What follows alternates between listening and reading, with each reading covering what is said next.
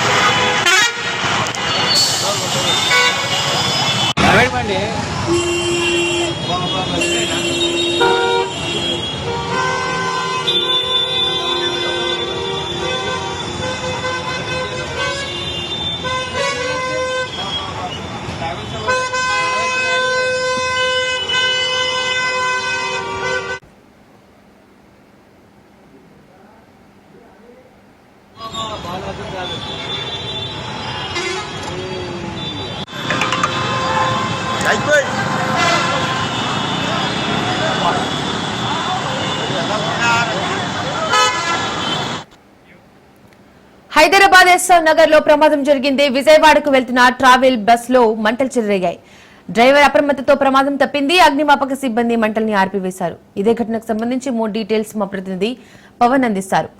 Pawan, Hyderabad SR Nagar లో private travels లో మంటలు చెలరేగాయి. దీనికి సంబంధించి డీటెయిల్స్ ఏంటి?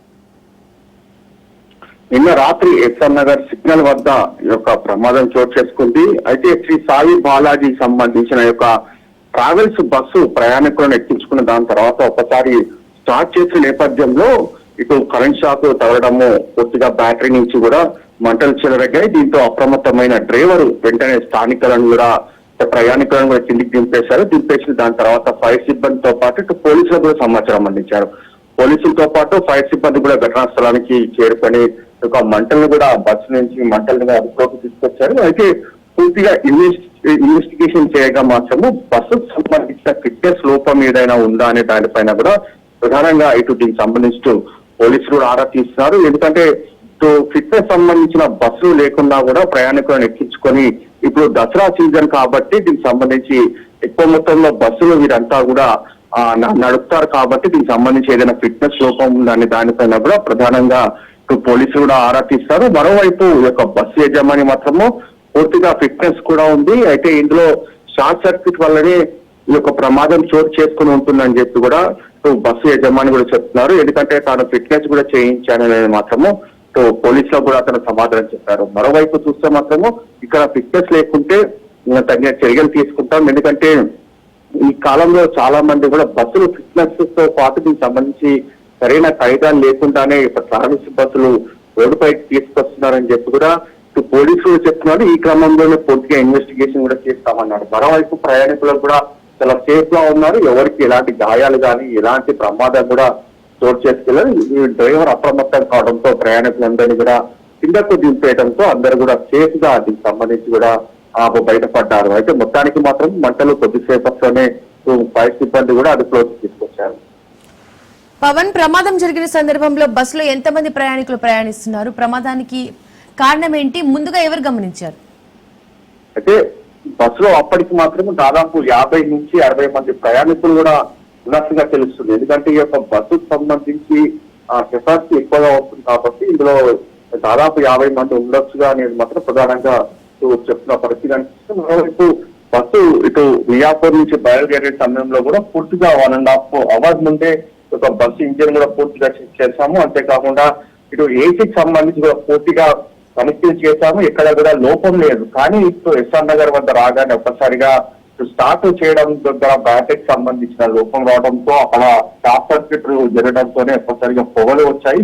పొగలు వచ్చిన వెంటనే డ్రైవర్ అప్రమత్తమైన ప్రయాణికులందరినీ కూడా కిందకు దింపేసిన తర్వాత ఒక్కసారిగా ఫైర్ సంబంధించి ఎక్కువగా కావడము, ఫైర్ సిబ్బంది కూడా ఘటనాస్థలానికి చేరుకొని మంటలు కూడా అదుపులోకి తీసుకోవడంతో ఎవరికి ఇలాంటి ప్రమాదాలు చోటు చేసుకోలేదు. Right Pavan, thank you.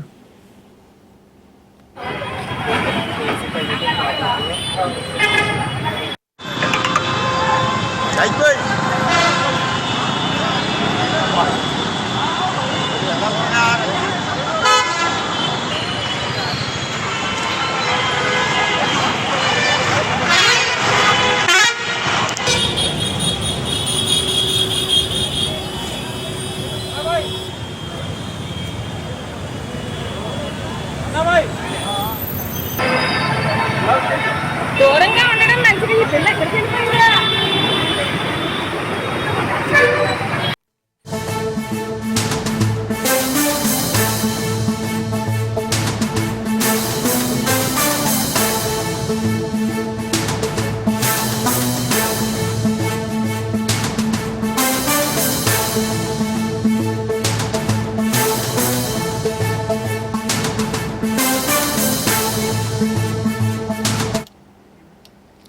Hyderabad లో మరోసారి వర్షం దంచుకొట్టింది. జూబ్లీ హిల్స్, బంజారా హిల్స్, మాదాపూర్, యూసఫ్గూడ, బోరబండ, ఆమీర్పేటలో వర్షం కురిసింది. రోడ్లపై నిలిచిన వర్షపు నీరు నిలవడంతో వాహనదారులు ఇబ్బందులు పడుతున్నారు. లోతట్టు ప్రాంతాలు జలమయమయ్యాయి. ఎన్డీఆర్ఎఫ్, జీహెచ్ఎంసీ, హైడ్రా బృందాలు రంగంలోకి దిగాయి.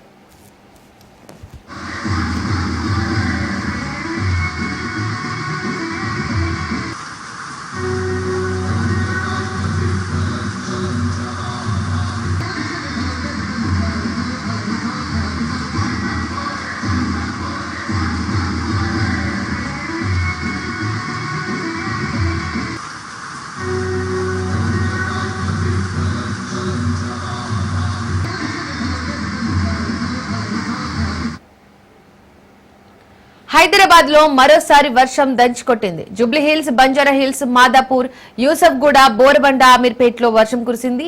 రోడ్లపై నిలిచిన వర్షపు నీరు వాహనదారులను ఇబ్బందులు పెడుతుంది. లోతట్టు ప్రాంతాలు జలమయమయ్యాయి. ఎస్డీఆర్ఎఫ్, జీహెచ్ఎంసీ, హైడ్రా బృందాలు రంగంలోకి దిగాయి.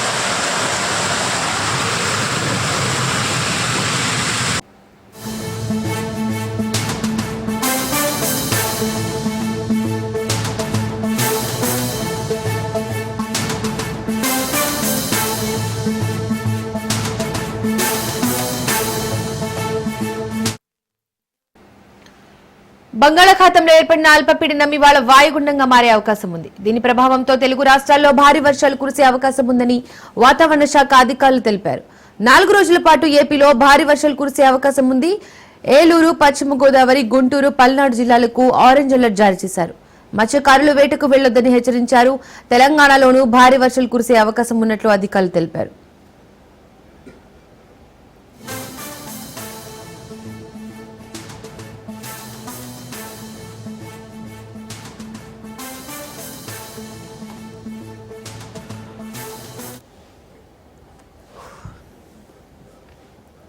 బంగాళాఖాతంలో ఏర్పడిన అల్పపీడనం ఇవాళ వాయుగుండంగా మారే అవకాశం ఉంది. దీని ప్రభావంతో తెలుగు రాష్ట్రాల్లో భారీ వర్షాలు కురిసే అవకాశం ఉందని వాతావరణ శాఖ అధికారులు తెలిపారు.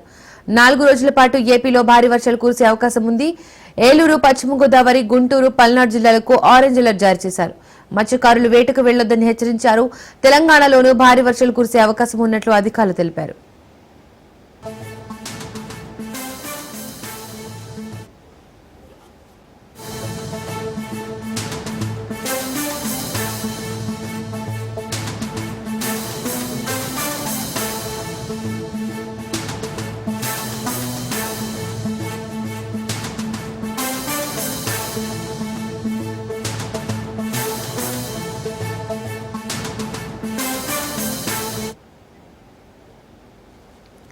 తెలంగాణలో మద్యం దుకాణాలకు నోటిఫికేషన్ విడుదలైంది. నేటి నుండి అక్టోబర్ 18 వరకు దరఖాస్తులు స్వీకరించనున్నారు. అనంతరం అక్టోబర్ 23న డ్రా పద్ధతిలో మద్యం దుకాణాలు కేటాయించనున్నారు. కొత్త దుకాణాలకు 2025 డిసెంబర్ 1 నుండి 2027 నవంబర్ 30 వరకు లైసెన్స్ కాల పరిమితి విధించగా టెండర్ ఫీజు 3 లక్షలుగా నిర్ణయించారు. కాగా ప్రస్తుతం మద్యం దుకాణాల లైసెన్సుల గడువు ఈ ఏడాది నవంబర్తో ముగియనుంది.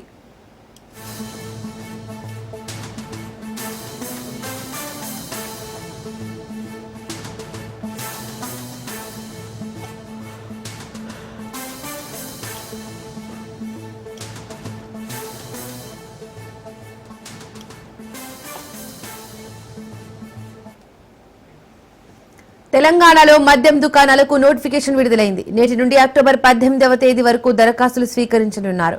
అనంతరం అక్టోబర్ 23న డ్రా పద్ధతిలో మద్యం దుకాణాలు కేటాయించనున్నారు. కొత్త దుకాణాలకు 2025 డిసెంబర్ 1 నుండి 2027 నవంబర్ 30 వరకు లైసెన్స్ కాల పరిమితి విధించగా టెండర్ ఫీజు 3 లక్షలుగా నిర్ణయించారు. కాగా ప్రస్తుతం మద్యం దుకాణాల లైసెన్స్ల గడువు ఈ ఏడాది నవంబర్తో ముగియనుంది.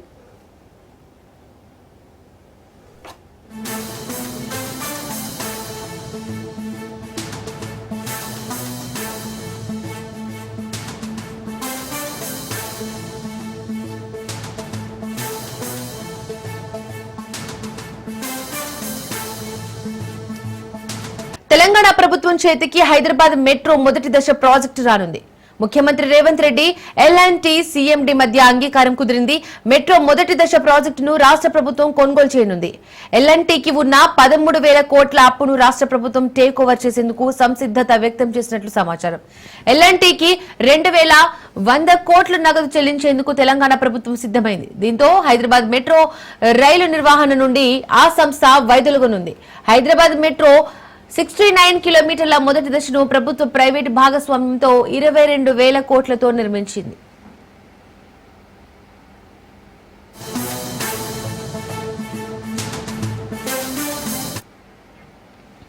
హైదరాబాద్ ప్రజల జీవన శైలిలో ఓ భాగమైన హైదరాబాద్ మెట్రో రైలు ప్రయాణికులకు సౌకర్యవంతమైన ప్రయాణాన్ని అందిస్తున్నప్పటికీ ఆర్థికంగా మాత్రం తీవ్ర సంక్షోభంలో కొట్టుమిట్టాడుతోంది. ఎల్&టీ సంస్థ సారథ్యంలో నడుస్తున్న ప్రజా రవాణా వ్యవస్థ ప్రారంభం నుంచే నష్టాల బాటలో పయనిస్తోంది. తాజా ఆర్థిక నివేదికలు మరింత ఆందోళన కలిగిస్తున్నాయి. 2024-25 ఆర్థిక సంవత్సరం మధ్యంతర కాలంలో హైదరాబాద్ మెట్రో రైలు ఏకంగా 625 కోట్ల నష్టాన్ని చవిచూసింది. హైదరాబాద్ నగర ప్రజల నుండి విశేషమైన ఆదరణ పొందినప్పటికీ మెట్రో రైలు ఆర్థికంగా కుదేలవ్వడానికి అనేక కారణాలున్నాయి. 2020-21 మధ్య ప్రపంచాన్ని వణికించిన కోవిడ్-19 మహమ్మారి సమయంలో విధించిన లాక్డౌన్ కారణంగా దాదాపు 1 సంవత్సరం పాటు మెట్రో సేవలు పూర్తిగా నిలిచిపోయాయి. ఆ సమయంలో ప్రయాణికుల రాకపోకలు పూర్తిగా స్తంభించడంతో ఆదాయం భారీగా పడిపోయింది. మాజీ ఎమ్మెల్యే కోనేరు కోనప్ప బీఆర్ఎస్ పార్టీలో చేరారు. ఆయనకు గులాబీ కండువా కప్పి పార్టీలోకి ఆహ్వానించారు మాజీ మంత్రులు కేటీఆర్, హరీష్ రావు. గతంలో బీఆర్ఎస్ లోనే ఉన్న కోనప్ప కాంగ్రెస్ పార్టీలోకి వెళ్లారు. కానీ అక్కడ ఈమెడలేక తిరిగి కారెక్కారు.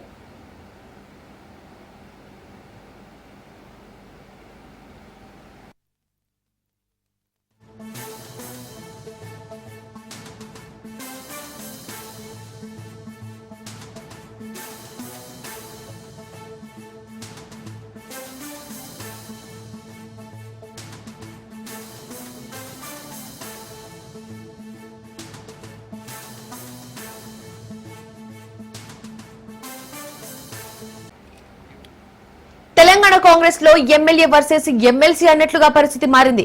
కొమిటిరెడ్డి రాజగోపాల్ రెడ్డి వ్యాఖ్యలకు బల్మురి వెంకట్ కౌంటర్ ఇచ్చారు. గ్రూప్ 1 విషయంలో కొమిటిరెడ్డి రాజగోపాల్ రెడ్డి వాస్తవాలు తెలుసుకొని మాట్లాడాలని ఎమ్మెల్సీ బల్మురి వెంకట్ అన్నారు. రాజకీయ లబ్ధి కోసం ఏ పార్టీ వాళ్ళు మాట్లాడినా తప్పే అన్నారు. ప్రతిపక్షాల ట్రాప్ లో పడి మాట్లాడితే విద్యార్థులు నష్టపోతానన్నారు. నిరుద్యోగుల వయస్సు అయిపోతే మళ్లీ రాదన్నారు బల్మురి. తల్లిదండ్రుల బాధ ఆవేదన మీరు కూడా చూసిరు కదా, మీడియా ముందుకు వాళ్ళు వచ్చి మాట్లాడారు కదా. మరి వాళ్ళకి ఏదైతే మొత్తం కుటుంబం వాళ్ళ మొత్తం ఆస్తి కలిపి కూడా 50 లక్షలు లేదు కొంతమందికి. మరి లేనప్పుడు మరి 3 కోట్లు ఎన్నికలు ఇచ్చుకున్నారని ఆరోపించినప్పుడు దాన్ని ఎవరు ప్రూవ్ చేయాలి? రాజగోపాల్ రెడ్డి గారు కూడా విజ్ఞప్తి చేస్తున్నా, వాస్తవాలు తెలుసుకొని మనం విద్యార్థులకి చెప్పే ప్రయత్నం చేయాలి. వాస్తవాన్ని మనం పట్టించుకోకుండా మనం మిస్లీడ్ చేసే ప్రయత్నం చేస్తే, దీన్ని మనం రాజకీయాలు చేసే ప్రయత్నం చేస్తే రేపు పొద్దున మనం తెలంగాణ రాష్ట్రం వెంటబడే పరిస్థితి ఏర్పడుతుంది. తెలంగాణని మనము సాధించుకుంది, కాంగ్రెస్ పార్టీ తెలంగాణ రాష్ట్రాన్ని ఇచ్చింది నీళ్లు, నిధులు, నియామకాలు. ఈ రోజు ఆ నియామకాలను చేపట్టుకోకుండా నష్టపోయేది తెలంగాణ పిల్లలే. ఆపే ప్రయత్నం చేస్తే ఒక పిల్లగాడు వయస్సు దాటిపోతే ఆ వయసుని తిరిగి తీసుకురానికి మా పార్టీ ఎమ్మెల్యే తీసుకురాలేడు, పక్క పార్టీ ఎమ్మెల్యే తీసుకురాలేడు. డబ్బుతోటి ఆ పిల్లగాని వయసు కొనలేరు, ఆ కుటుంబ బాధని తీర్చలేరు. ఉద్యోగాలు వచ్చిన కొంతమంది పిల్లల తల్లిదండ్రులు కూడా, ఒకరిద్దరు తల్లిదండ్రులు కూడా చనిపోయినరు, తిరిగి వాళ్ళ తల్లిదండ్రులను కూడా తీసుకురాలేరు. దయచేసి ఇటువంటి విషయాలలో రాజకీయం చేయొద్దని చెప్పి నేను అందరు కూడా విజ్ఞప్తి చేస్తున్నా. కొంతమంది వ్యక్తుల్ని ప్రోత్సహించి వాళ్ళతోటి దీక్షలు చేపట్టినాక వెనకాల ఉండి విద్యార్థులని రెచ్చగొట్టి ఇటువంటి తప్పుడు ఆరోపణలు చేసి తప్పుడు విషయాలని విష ప్రచారం వారి యొక్క సోషల్ మీడియా హ్యాండిల్స్ ద్వారా చేసే ప్రయత్నం చేయడం అనేది సరైన పద్ధతి. కాళేశ్వరం ప్రాజెక్టుకు సంబంధించి సిబిఐ ప్రాథమిక దర్యాప్తు ప్రారంభించింది. ఈ దర్యాప్తు ఎన్డీఎస్ఏ రిపోర్టు, ఘోష్ కమిషన్ నివేదికల ఆధారంగా జరుగుతోంది. ప్రాజెక్టులో అవకతవకలు, నిధుల దుర్వినియోగం, అవినీతి కేసులపై పరిశీలన జరుపుతోంది. ప్రాథమిక దర్యాప్తు పూర్తయిన తర్వాత ఎఫ్ఐఆర్ నమోదు చేయనుందని అధికారులు తెలిపారు. కోపం వస్తే కంట్రోల్ చేసుకోలేకపోతే అప్పుడప్పుడు అభిమానులపై చేసుకునే నందమూరి బాలకృష్ణ ఇప్పుడు నోటికి పని చెప్పారు. అసెంబ్లీ వేదికగా నోటికొచ్చిన కామెంట్లు చేస్తూ రెచ్చిపోయారు. వైసీపీ అధినేత జగన్ ను సైకోగాడు అంటూ సంబోధించడమే కాదు, మెగాస్టార్ చిరంజీవిపై తన అక్కసును వెళ్లగక్కారు. ఇంతకీ బాలయ్య కోపానికి కారణమేమిటంటే, జనసేనకు చెందిన సినిమాటోగ్రఫీ మంత్రి కందుల దుర్గేష్ నిర్వహించే కార్యక్రమానికి సంబంధించిన ఇన్విటేషన్ లో తన పేరును 9వ ప్లేస్ లో ప్రచురించడంతో ఈ నందమూరి హీరోకి ఎక్కడో కాలినట్లుంది. ఈ విషయాన్ని మాత్రం ప్రస్తావించకుండా మాజీ మంత్రి కామినేని శ్రీనివాస్ చేసిన వ్యాఖ్యలకు కౌంటర్ ఇస్తూ బాలయ్య అందరినీ ఓ రౌండ్ వేసేశారు. ఉరిమి మంగళంపై పడ్డట్లు కందుల మంత్రి దుర్గేష్ ను నిలదీయాల్సిన విషయంపై చిరంజీవిని ఎందుకు ఈ వివాదంలోకి లాగారో బాలయ్యకే తెలియాలని మెగా అభిమానులు మండిపడుతున్నారు. అన్ని సవ్యంగా చేస్తే ఆయన బాలయ్య ఎందుకు అవుతారంటూ చిరు ఫ్యాన్స్ సెటర్లు పేలుస్తున్నారు.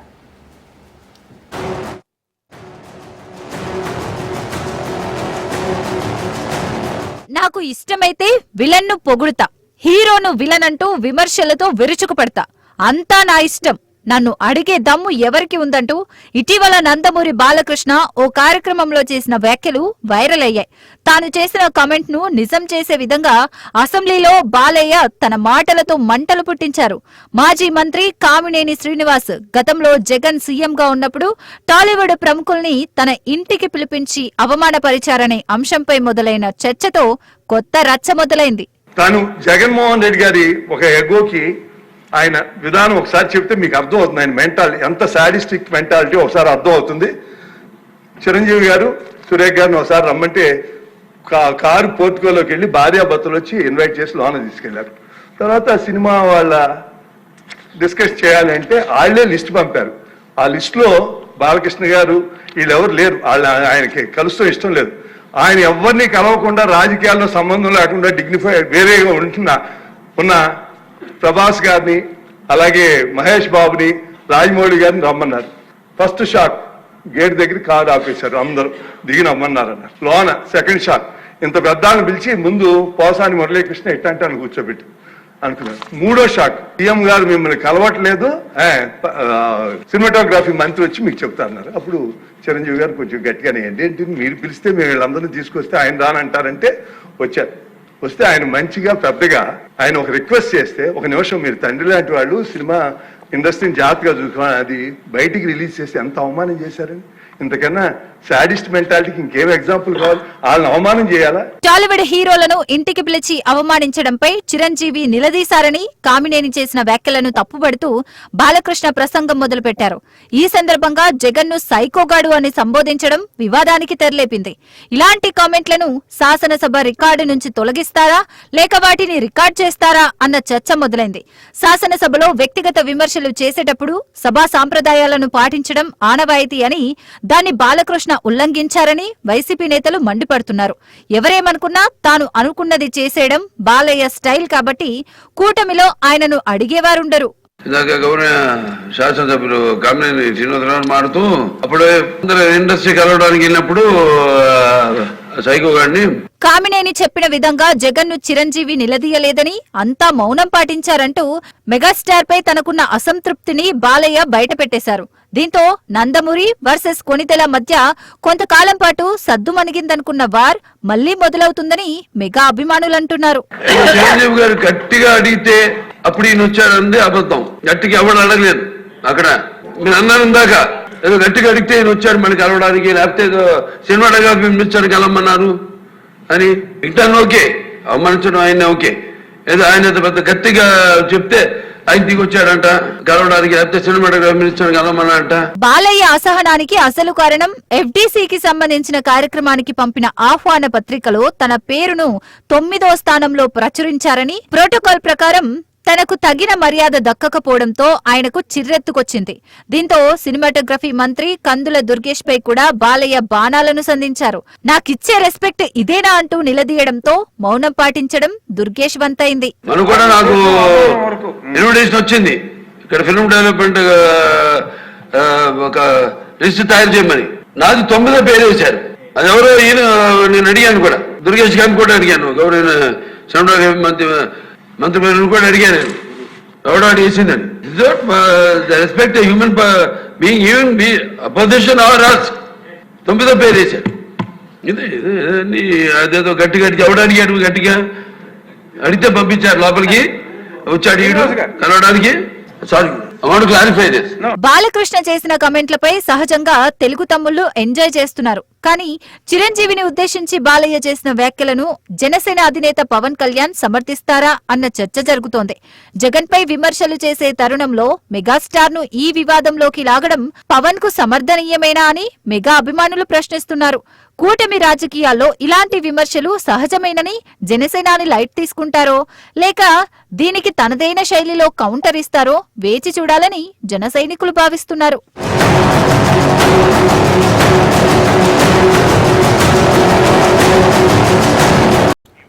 అసెంబ్లీలో బాలకృష్ణ వ్యాఖ్యలపై ఘాటుగా స్పందించారు మెగాస్టార్ చిరంజీవి. అప్పటి సీఎం జగన్ ఆహ్వానం మేరకే ఆయన నివాసానికి వెళ్లనున్నారు. సినీ పరిశ్రమ ఇబ్బందుల్ని జగన్ కు వివరించినట్లు తెలిపారు చిరంజీవి. బాలకృష్ణకు ఫోన్ చేస్తే అందుబాటులోకి రాలేదన్నారు. నారాయణమూర్తి సహా కొందరు మాత్రమే జగన్ ను కలిశామన్నారు చిరంజీవి. తన చొరవ వల్లే టికెట్ ధరల పెంపునకు జగన్ అంగీకరించారని గుర్తు చేశారు చిరంజీవి. వైసీపీ ప్రభుత్వ నిర్ణయం వల్ల సినీ పరిశ్రమకు మేలు జరిగిందన్నారు. వీరసింహారెడ్డి, వాల్దర్ వీరయ్య టికెట్ ధరలు పెరిగాయన్నారు చిరు.